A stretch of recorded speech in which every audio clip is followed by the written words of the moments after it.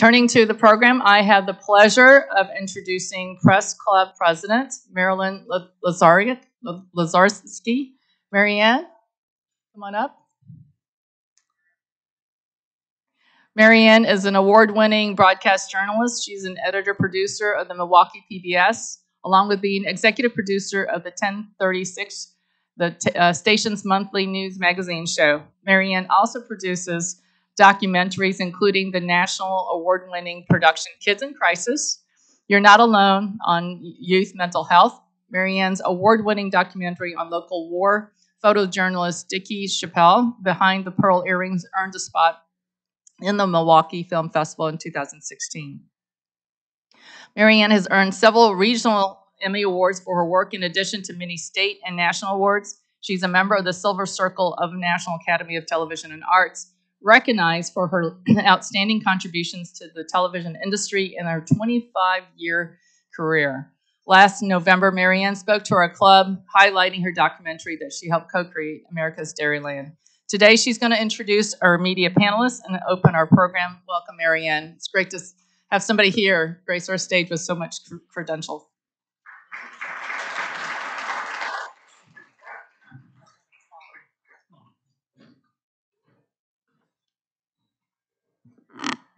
Good morning, everybody. I'm happy to be here today to help welcome you to this Newsmaker event with Lieutenant Governor Mandela Barnes. Before we get started, I want to thank our event sponsors. Our presenting sponsor is Spectrum News 1. Our supporting sponsor is We Energies. I would also like to thank our event partners, Rotary Club of Milwaukee and WizPolitics.com. WizPolitics.com partners with the Press Club for this program as part of its ongoing event series in Milwaukee, sponsored by UW Milwaukee, Wisconsin Academy of Global Education and Training, 1125 at Pabst, Milwaukee Police Association, the Firm Consulting, Medical College of Wisconsin, and Spectrum. Now, I would like to welcome our media panel.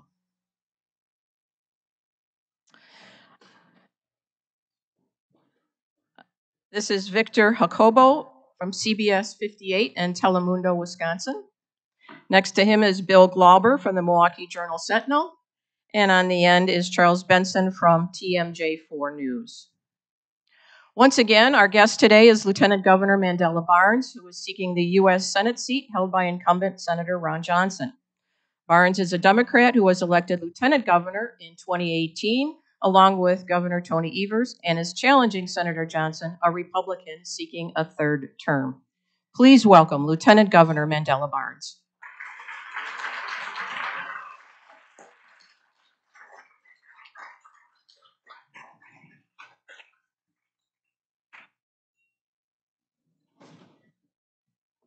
All right. Thank you so much for the introduction. I want to thank everybody for being here. Really excited for my second Newsmaker luncheon. So for those who don't know me, and we just had the introduction, but I'm Mandela Barnes, and I'm proudly serving as your Lieutenant Governor and now running for the U.S. Senate. Now, my story is a very Wisconsin story. It's a story about the opportunities of American manufacturing and the strength of American labor unions. I believe it's a story that's only possible right here in Wisconsin because my grandfather was able to move here after his service in World War II, and he laid a foundation for the next generation. He was able to get a union job as a steel worker, walked in the factory one day, walked out 35 years later. And that's the story that was possible for so many people around this city and across this state. But unfortunately, the story we don't hear told as often. And I don't come from a wealthy family, don't come from a well-connected family. Grew up right here in the city of Milwaukee. My parents' union jobs, I believe, were the ticket to the middle class for us and have the same access to. And in my opinion, we've been left behind by politicians that would rather serve their wealthy donors than to help people like us. And I think that the Senate itself is a broken institution. And I do firmly believe that Senator Johnson is actually one of the worst parts of that broken system. Now, it's been an honor and a privilege to serve as your Lieutenant Governor. I've been able to spend time in all 72 counties around this state, met with farmers, small business owners, community leaders, and just working people to talk about the issues that were most important to them. And what I saw was a state that has struggled to deal with the challenges of the pandemic, challenges of the inflation. We're with inflation.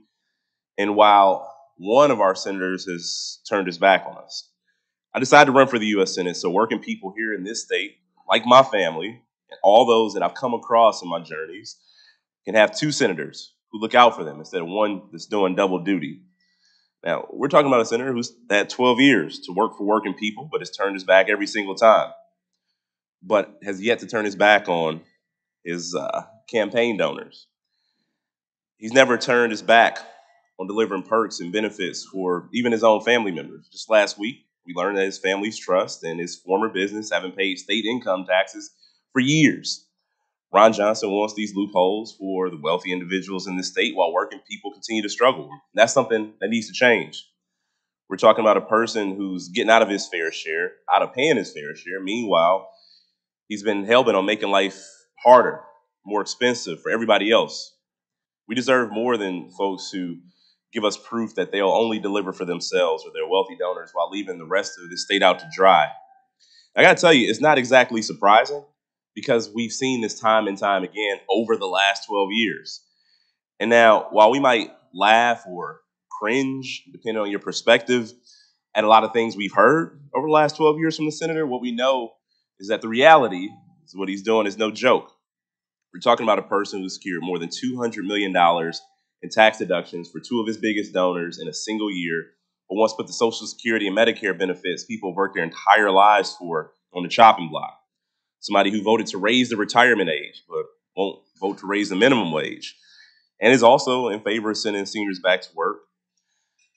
We're talking about somebody who's taking hundreds of thousands of dollars from Big Pharma while he calls to repeal the Affordable Care Act and voted against capping the cost of insulin, being against letting Medicare negotiate fair drug prices.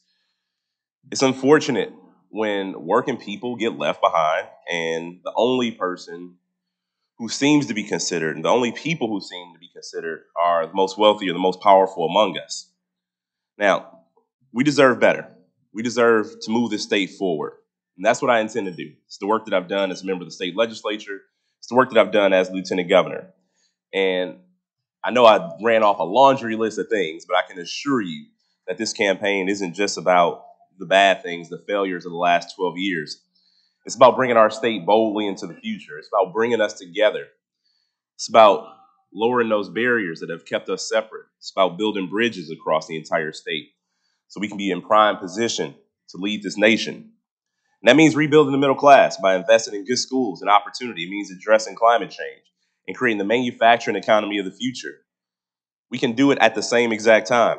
We've done it before. My dad's job on the assembly line for 30 years was assembling catalytic converters, and catalytic converters were only necessary after the implementation of the Clean Air Act required lower emission standards for vehicles, or newer emission standards for vehicles, I should say. The catalytic converter was a way to achieve those standards. My dad, his brother, thousands of other people got good paying jobs because of the bold action Congress took on climate change. And right now, 80% of the world's solar panels are produced in China. And I just think Wisconsin should have a piece of that action. I think we are in the best position to do it, but it takes leadership to make it happen. It means having leaders who understand that, no, we do not actually have enough jobs in Wisconsin. We need more jobs. We need more opportunities to grow as a state, to provide those opportunities for families that have been missing it for so long.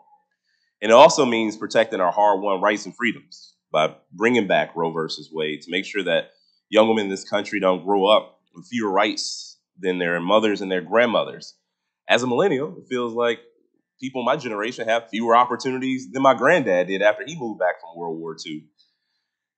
We should always be moving forward. We can do this, and I know we can because, while we have a senator that wants to divide us and convince us that we don't have anything in common, that's the exact opposite of what I actually see traveling the state, having in-depth conversations with people. I was in Eau Claire earlier this year sitting with a group of farmers. Many of them were actually Republicans, but they were willing to sit and they want to listen because they were fed up with the way things are going. One of them talked to me about the struggles that the struggles that he faced trying to keep the family farm afloat in the face of consolidation. He was proud of the legacy of his father and his grandfather, but disheartened the idea of that legacy coming to an end. It made me think of my own family. It also made me think of the manufacturing jobs that gave my father, my grandfather, their opportunities. So I talked to the group about how corporate greed and consolidation has shipped so many of those jobs out of state and overseas the same way that consolidation in the dairy industry and agriculture in general has hurt our family farms, making it more difficult for them to be able to compete and get ahead and ultimately feed the world as they once did. Now, the details of all of our lives, whether it's in this room or across the state, might be a little bit different, but the struggles we face are all so incredibly similar and familiar. And that's the Wisconsin that I see. We have way more in common with each other than we'll ever have with self-serving politicians. And it's time for the people's voices to truly be heard and actually reflected in government. And the reality is that every single one of my stops, whether it's as lieutenant governor or whether it's on the campaign trail, it's a constant reminder that things aren't always red or blue, left or right. It's about who's been on the top and folks who've been left behind at the bottom. People in this state are ready to be represented by people who actually share our experiences and our Wisconsin values. Now, I'm the proud son of the middle class. Like most people in this state, not a multimillionaire, not even a single millionaire. And I don't have the backing of big pharma, big oil, but I do have the skin in the game and support of just honest, hardworking people in every corner of this state. And I know that in our greatest challenges, we have our greatest opportunities. We have the opportunity to put working people first, to bring supply chains back to America, to start building things here again, Wisconsin specifically. We have the opportunity to codify Roe versus Wade into law once and for all to protect the right to choose and abortion access. And we also have the opportunity to rebuild the middle class that gave me a fair shot at the American dream, to make sure that every child growing up in this state has at least the same opportunities that I had. And it's possible because over the course of this pandemic, billionaire wealth increased an additional $1.5 trillion, while at the same time, 7 million people found themselves in poverty for the first time. And now I just want to wrap up by talking about the race moving forward. As we all know here in Wisconsin, close elections are just what we come to know. And we know this one will be close also. But in the final days, we're showing up everywhere, having the conversations with anybody, even when those conversations are difficult, spreading our message of opportunity and rebuilding this middle class. Now, the energy from voters or people who weren't even voters before has been amazing. I met a lot of first-time folks who, never voted before. And I'm not talking about 18-year-olds. I'm talking about people who just felt like they never had a voice or never had a reason to show up to the polls. And they've been showing up to our events. And they've been making their voices heard. And they're talking to their friends. They're talking to their family members. And they're talking to their neighbors. In these final days, we're going to show up. And I'm going to tell you, we're going to remind people about what is at stake right now. This is about the future of Wisconsin. It's about the future of the country. It's about a choice between the direction to move us forward or to continue to go backwards. Now, there's a real energy also from young people who want to have a say-so in that future, because that's what it's all about. It's about the next generation. Energy is very real from women who want to be able to make their own healthcare decisions. And the energy from working people who are fed up, tired of being left behind, seeing prices go up, but not their paychecks, is very real. And so in the next week, we're showing up to every community, reminding people that nobody's going to get left behind. It's a fight for freedom.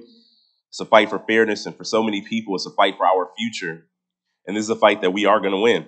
So just want to say thank you so much and ready to take some questions.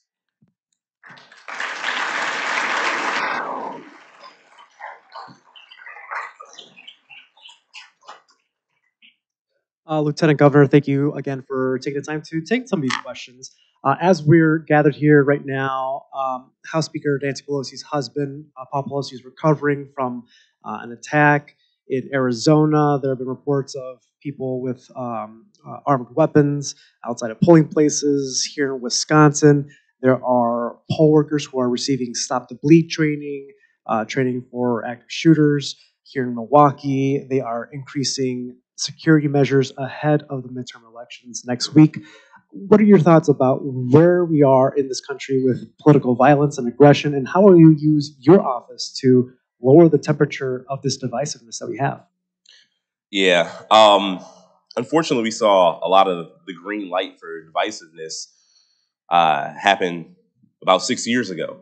And it was a very unconventional campaign for president of the United States. And a lot of things were laughed off. A lot of things were brushed off. People said, oh, it's just joking. That's just the way he is. His brash delivery.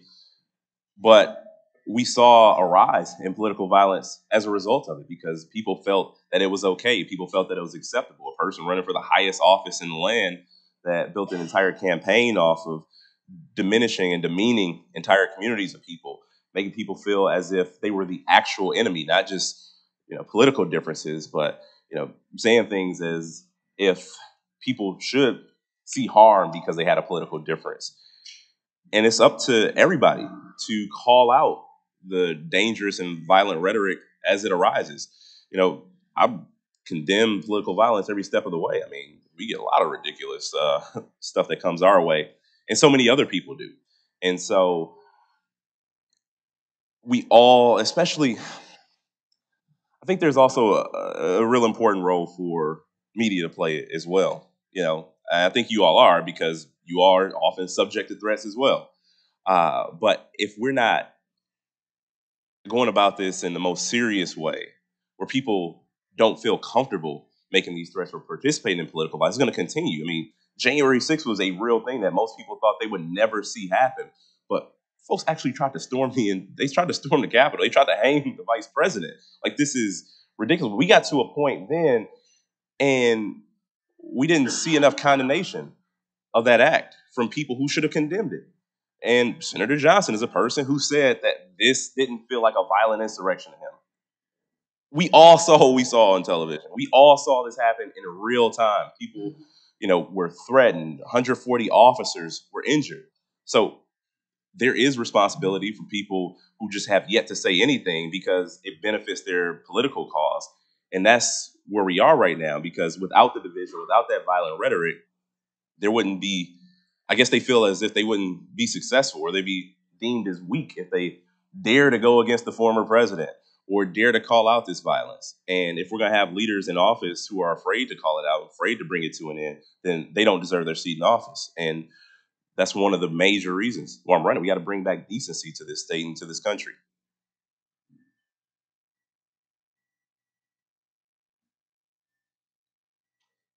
Print journalist struggles with microphone. Thank you. Yes. Thank you, Lieutenant Governor, for reminding me. You said you'd go places and have difficult conversations, and perhaps this is a difficult conversation. I was with Senator Johnson in Dodgeville yesterday. He was incredibly harsh about you. He criticized you for going on Russian TV, criticized you for some of your comments about the founding of America, said you support defund the police, raised an old interview in which you discussed institutional racism in Wisconsin and called it concealed carry racism. He told the crowd, and I quote, "So that's what he thinks of you. He thinks you're a bunch of racists. Why would he want to represent you?"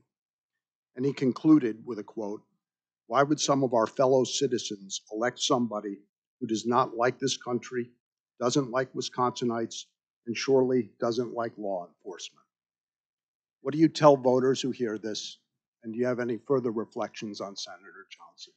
Well, the further reflections, I mean, this goes back to the former question, right? Like, I wouldn't run for the U.S. Senate. I wouldn't be here today if any of these things that he said were true. But this is a person who's lied to us, to our faces, for 12 straight years.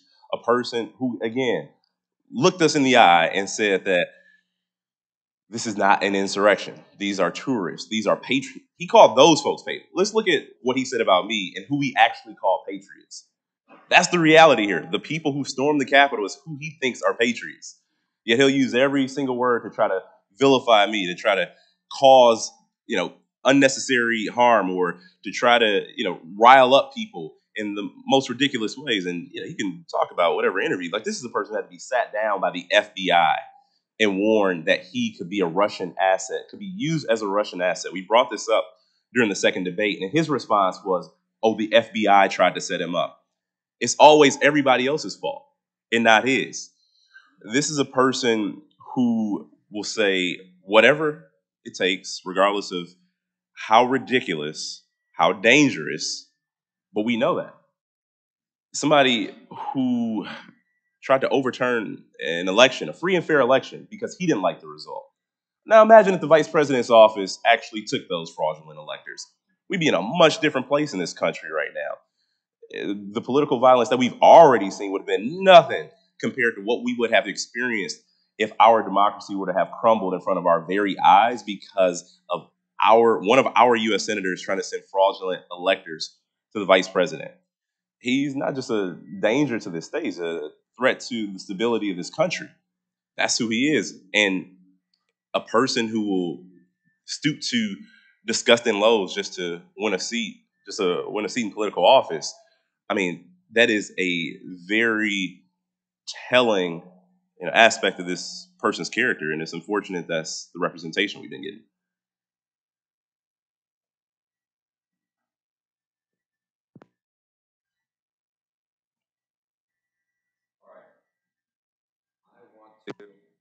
Green. Can you hear me? All right, there we go.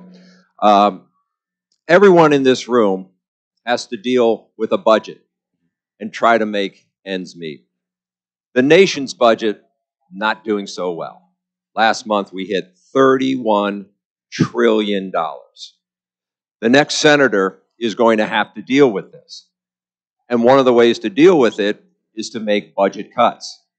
Specifically, what would you look at in addressing the nation's debt to reduce it by cutting what? Well, I always look back at how we got into this place. We were operating with a surplus before we found ourselves in some never-ending wars, and we've lost lives, countless lives. It's more than just the money. It's the people that we lost because of never-ending wars and the families that'll never be whole again because of a lot of foreign conflict. And we have to take a look and figure out at what point does keeping our country safe, which we absolutely have to, it's a priority. There's a lot going on, and I would hate to be in a position of any other country that's facing threats of invasion or anything else. But beyond that, we have spent a whole lot of money to get us into that $30 trillion hole. And Ron Johnson had no problem blowing an additional $2 trillion hole in the deficit to deliver tax breaks for the most wealthy individuals in this country. Working class people had to foot the bill. If we change our tax structure to make sure that the wealthy are paying their fair share, we'll get back to where we need to be over time. Like, if we continue, whether it's the Bush tax cuts or whether it's the 2017 tax bill, if we have another incentive, if we have another tax bill that benefits more wealthy individuals, we're going to be in a world of trouble. Again, billionaire wealth increased an additional $1.5 trillion over the course of the last 3 years. The money is there. The money is just being spent right. And people aren't being required to pay their fair share. That's what this comes down to. It comes down to making sure that the wealthy individuals aren't having the same effective tax burden as a public school teacher. 1 year, Ron Johnson paid around $2,000 in income taxes, which is less than a typical public school teacher. Not only is it hurting working families, it's hurting the entire country. So what I hear from you is that the only way to get out of it is to raise taxes, or do you believe budget cuts have to be played in order to reduce the national debt? It's not about raising taxes, it's about making sure that the wealthy pay their fair share. It's unfair and have a country where largest corporations have $0 in tax liability, or the most wealthy individuals in this country have the same tax liability as public school teachers. Like, not only is it hurting this, working class people, not only are working class people not able to fully participate in the economy as they would, we can actually lower taxes for working class families and still get out of this deficit, still get out of this hole, while making more wealthy Americans pay their fair share. Like, there is no reason that billionaires should have $0 in tax liability. There's no reason that the most profitable companies in the history of this nation are able to have $0 in tax liability. It's just not fair. If elected to the U.S. Senate, you may one day cast a vote for a Supreme Court nominee. The Supreme Court's conservative majority seems poised after yesterday's case to rule affirmative action at colleges and universities as unlawful, likely impacting Black and Latino students across the country. What, if anything, are your thoughts to address that issue if that is, ruled unlawful by the Supreme Court? What was your reaction seeing the arguments yesterday? Well, absolutely. I took my oath of office. I said that we were going to lead with the core principles of equity and sustainability, making sure that people have a fair shot at the American dream. That's what it's all about. Too many people have been consistently denied opportunity for a variety of reasons. And if we don't do the work to make sure that all of our communities are whole, to make sure that all of our communities have access to the resources they need, regardless of race, regardless of ability, regardless of sexual orientation, regardless of myriad factors, we are only making ourselves weaker as a nation if everybody doesn't have a chance to get ahead. So, in the event that it is struck down and viewed as unlawful, then we'll have to get to work right away to, through legislation, to figure out where those flaws were that allow for it to be overturned, where those flaws were that, where those holes were. We got to patch those gaps to make sure that everybody should be able to get ahead. Like that's what all of us should want. We should all want a country where, regardless of a person's zip code, regardless of their color, or the color of their skin, can go about life, get educated, work hard, see success, benefit from that work, and retire comfortably. The reality is, the less that those opportunities are available, that means the more we'll see rises in crime, the more we'll see rises in violence, the more we'll see, less instability in this country. We are only setting ourselves backwards if we are not making sure that every single person has opportunity in this country. I'm a quick study. I think I got it this time. I'd like to talk to you about 2053. I'll be 96 and will have been collecting Social Security for 30 some years. That's when you'll reach your normal retirement age of 67. Do you envision any possibility that the normal retirement age will or should be raised? And other than, as you've said, making the wealthy pay their fair share, what specific proposals do you have to shore up Social Security? Yeah, absolutely. I do not think that we should raise the retirement age. I think that we're asking a whole lot from people. There are folks who essentially would be fine if people had to just work until they died. Now, people want to work past retirement age, by all means, go ahead.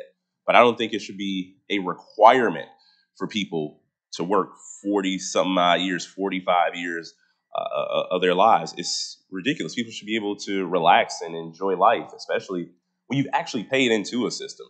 It's not like some handout. It's not candy, as the senator would have called it. These are actual benefits that people earned and paid for. And with that being said, even going back to the question about the deficit, what I have proposed before in making wealthy pay their fair shares, no family, no person making under $400,000 a year will see any rise, any additional taxes.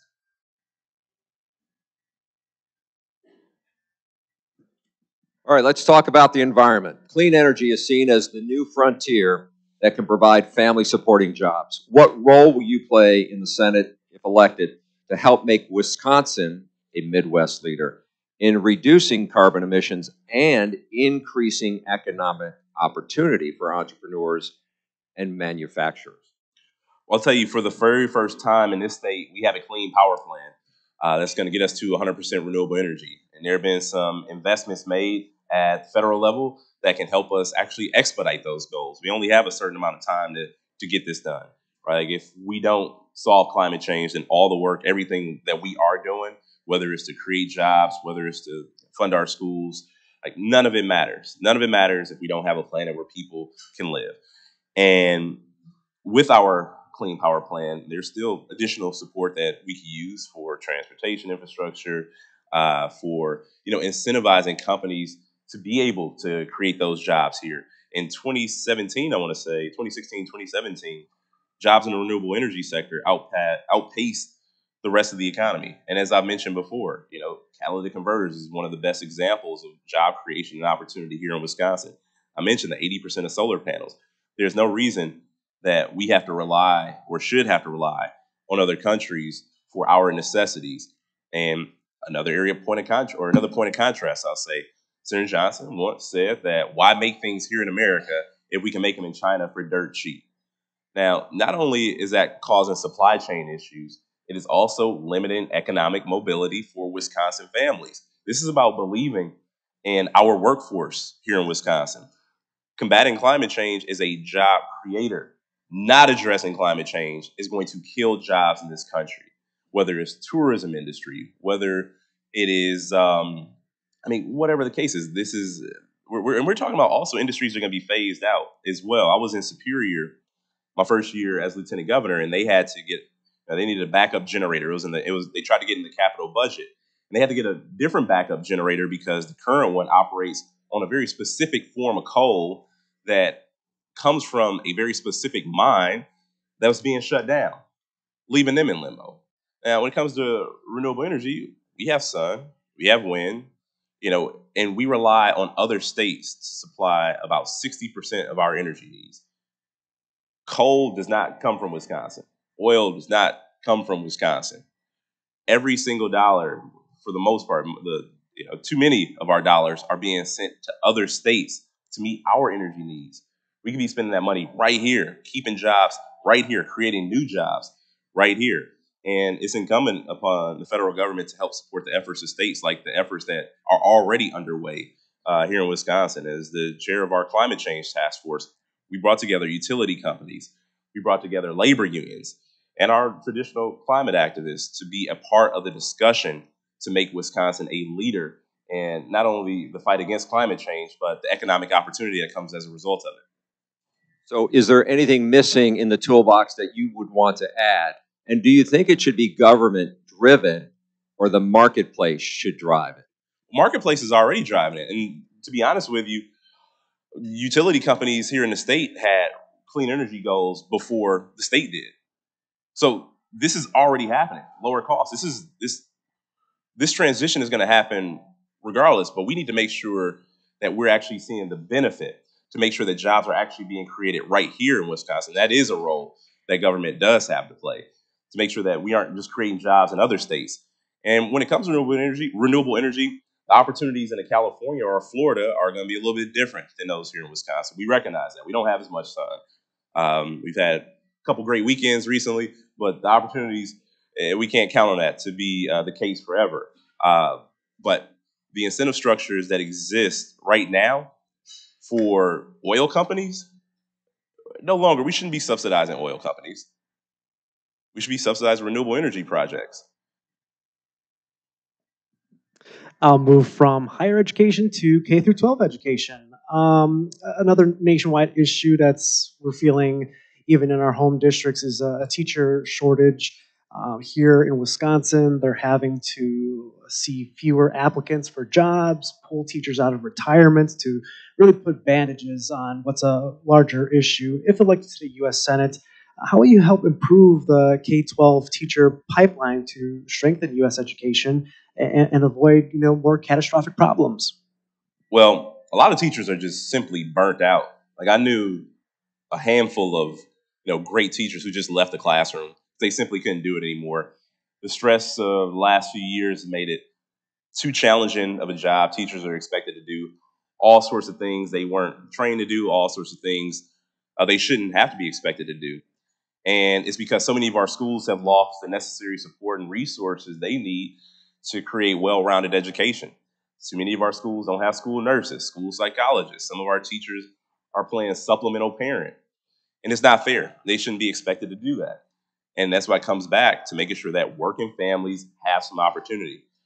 And also, we need to create a foundation for our students with early childhood programs so that they are ready to learn or are already engaged in the learning process from a young age.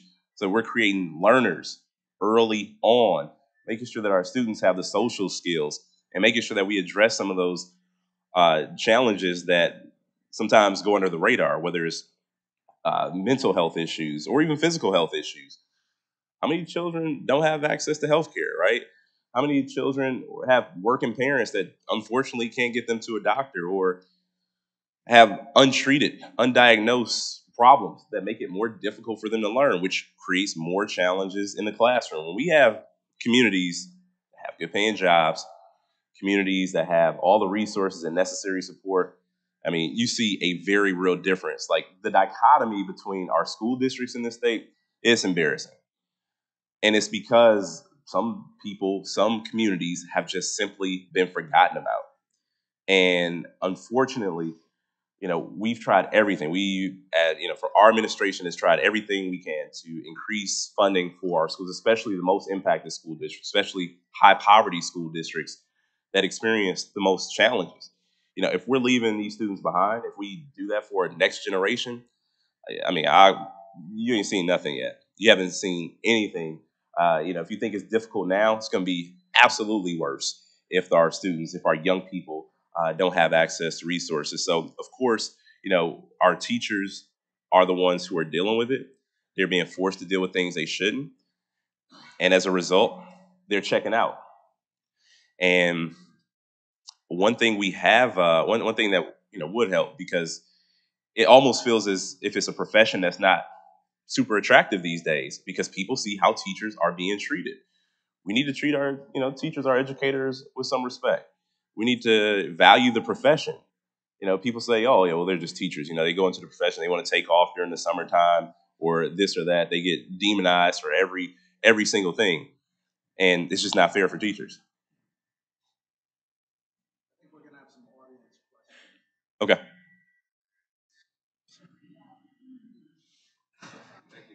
Thank you.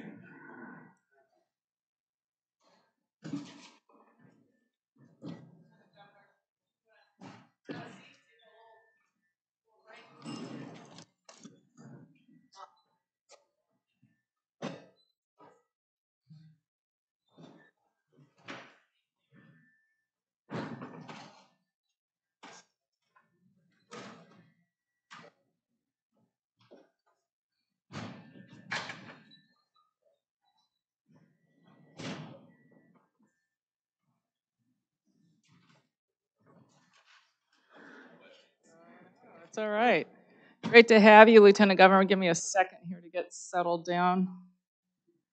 I didn't practice this part, so. Yeah. All right. Well, we'll do our best here. Okay, great. Thank you so much, Charlie, Victor, and Bill, for the questions. We wanted a few minutes to share some questions that our Rotarians had asked as well that have not been covered yet. So one of the ones that you sort of mentioned in your opening remarks, but we'd love to hear some of your deeper thoughts, is what are your thoughts on defund the police movement? Yeah, so this is the question I had to answer since the very beginning of this campaign, because it's been unfairly maligned by people like Senator Johnson. I do not support defunding the police. And our administration actually delivered historic investments to law enforcement, public safety, and crime prevention, $100 million because of the American Rescue Plan Act. That's funding that Ron Johnson voted against. I've supported state budgets in general in 2019 that included additional resources for law enforcement. So this is Ron Johnson and his allies lying to you once again. If you've received that mailer, if you've seen that commercial, I'm telling you that Ron Johnson is absolutely lying to you. He's lied for 12 years, and we shouldn't expect anything more. Lieutenant Governor, our country has had very serious challenges now and certainly into the future.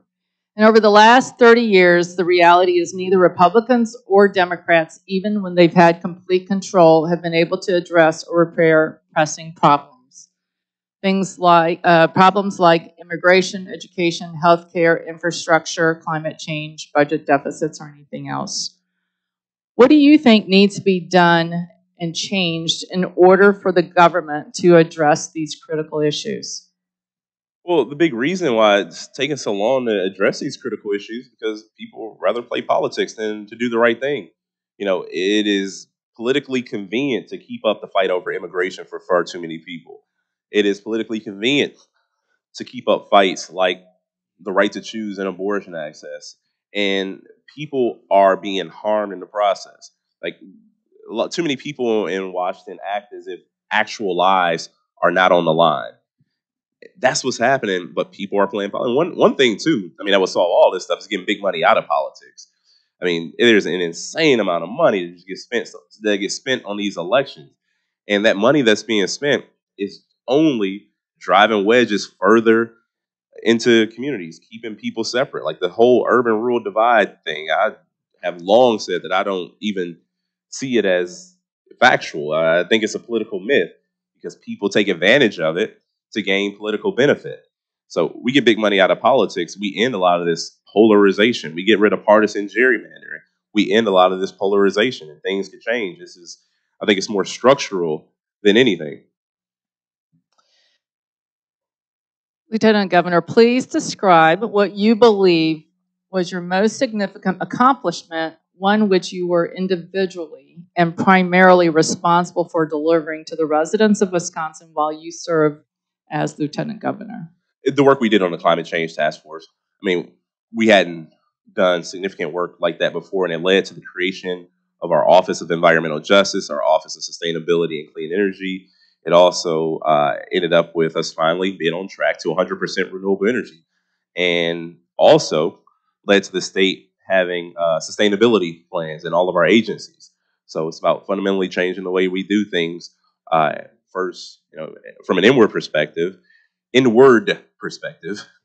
and then finally doing the work to make sure that this is a state that promotes the idea of sustainability, clean energy, job creation as a result of it. And I'll tell you also, the role of lieutenant governor is not one that comes with a whole lot of responsibilities, and I decided that was something I wanted to see change. Regardless if the Constitution said there were a bunch of responsibilities or not, I want to be as active as possible. I can guarantee you there has not been a lieutenant governor that has been as active as I have been in any administration in recent memory. I credit that to the relationship that I have with the governor. Great. Well, thank you so much. We know you have a tight schedule today. We appreciate your time today and being able to speak to not only Rotarians, but Rotarians guests in our community. So appreciate your spending some time and sharing your thoughts. Well, thank you so much. Really happy to be here. Hope to see y'all soon. All right. Great.